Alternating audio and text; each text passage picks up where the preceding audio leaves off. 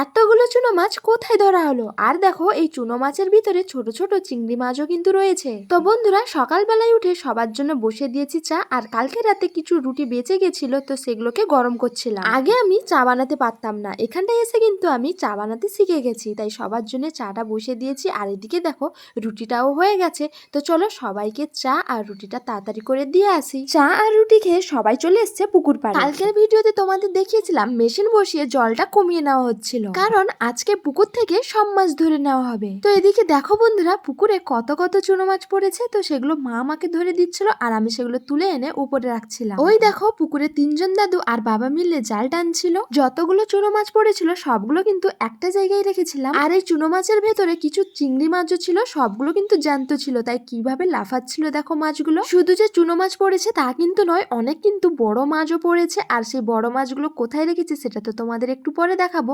আর এই মাছগুলো আমি এখানটায় রেখেছিলাম পরিষ্কার করব বলে। এই বালতিতে দেখো কতগুলো কই মাছ পড়েছে, এখানটায় প্রায় 24টা মতো কই মাছ রয়েছে।